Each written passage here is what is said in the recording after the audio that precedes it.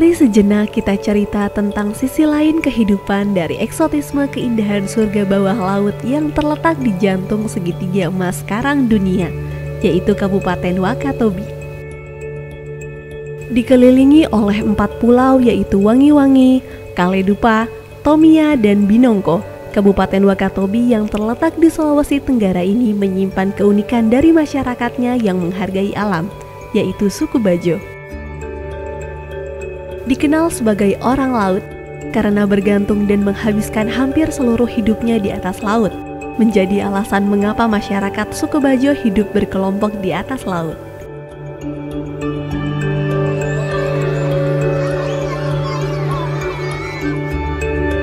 Saya di sini sejak tahun 70 saya lahir. Saya mengikuti orang tua. Di sini kita membuat pondok pertama. Jadi lama-kelamaan datang dari penjuru, dari Mola, kemudian dari Mantigola. Lama-kelamaan jadilah perkampungan. Disitulah terjadi satu desa, yaitu namanya Desa Samabahari. Penduduk di sini 400-an lebih. Kemudian jiwanya ada 2017 jiwa. Keunikan dari perkampungan suku Bajo ini yaitu di mana halaman rumah masyarakatnya adalah lautan yang luas dan transportasi yang digunakan berupa perahu. Rumah-rumah mereka disusun dari batu-batu karang dan tiang-tiang pancang di tengah laut. Karena mereka menggantungkan hidupnya di laut, kebersihan lingkungan menjadi hal yang sangat penting untuk dijaga dan dilestarikan.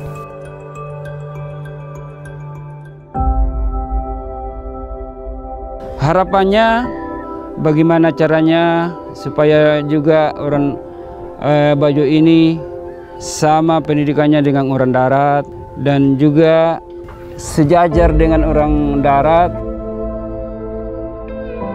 Bajo atau orang Bajo yang kita kenal selama ini hidup di laut dan dulunya nomaden, pindah-pindah, sekarang sudah menetap di pesisir maupun di laut dangkal dan di pulau kecil.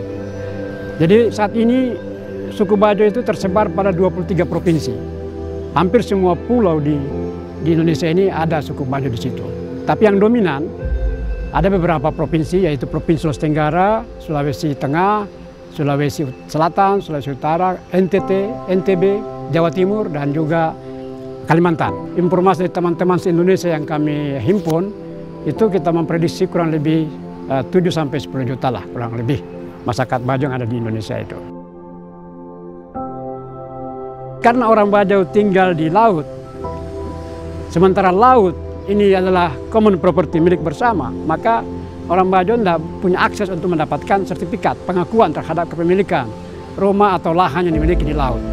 Nah, dengan demikian, dengan tidak adanya katakanlah akses kepemilikan aset di laut, ini berimplikasi juga kepada kesempatan mereka untuk mendapatkan skema-skema pemberdayaan masyarakat atau bisnis atau pengembangan usaha, karena tidak punya kolateral, tidak punya jaminan untuk misalnya mengakses katakanlah permodalan dari bank. Nah, oleh karena itu saya kira keberadaan daripada ATR ini atau BPN ini menjadi sangat penting bagaimana memikirkan model kepemilikan aset tanah atau air yang di laut itu, sehingga secara hukum itu sah begitu dan bisa digunakan oleh masyarakat kita, masyarakat Bajo. Kementerian ATR BPN tidak dapat berjalan sendiri dalam menyelesaikan persoalan tersebut. Masalah kepastian hukum bagi masyarakat pemukim di atas air seperti suku Bajo perlu diselesaikan bersama antara lintas sektor.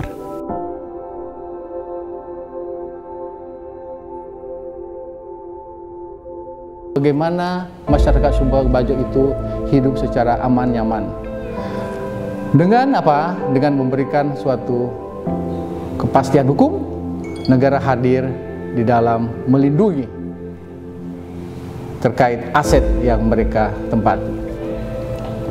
Kemudian bagaimana masyarakat suku Bajo itu menjadi responsif, melestarikan lingkungan hidupnya.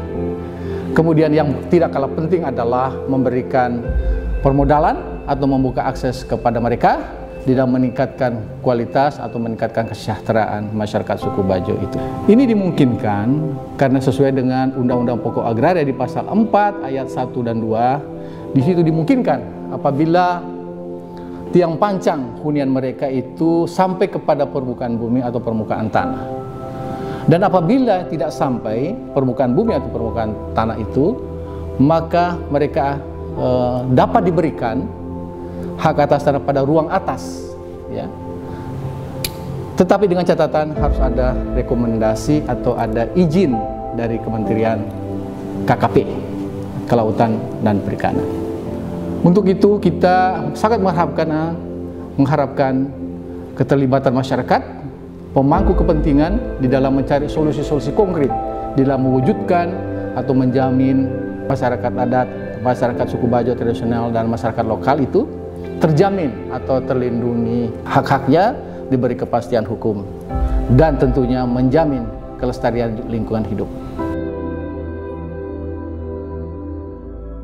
Untuk itu, perlu adanya sinergi dan komitmen kuat bersama dari seluruh pemerintah untuk berkontribusi dan mewujudkan cita-cita reforma agraria demi mensejahterakan rakyat. Persoalan di atas akan menjadi salah satu pokok bahasan dalam GTRA Summit 2022.